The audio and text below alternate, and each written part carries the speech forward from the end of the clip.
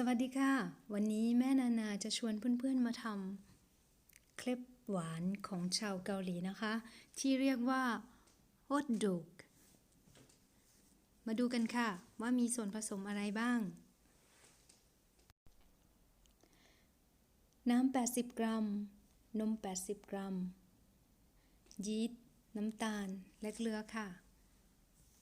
แป้งข้าวเหนียว50 กรัมแป้งสาลี200 กรัมค่ะ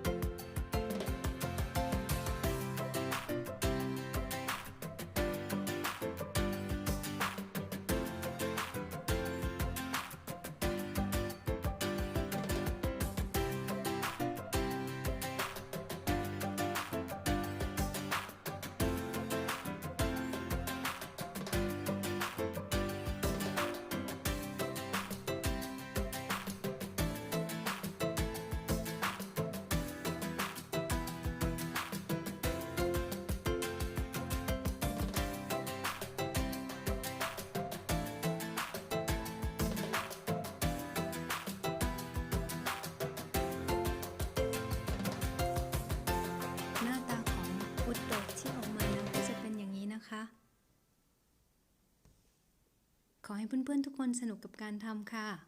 ขอบคุณที่ให้กำลังใจและอย่าลืมกด subscribe หรือกดติดตามนะคะเพื่อไม่พลาดคลิปของแม่นานาต่อไป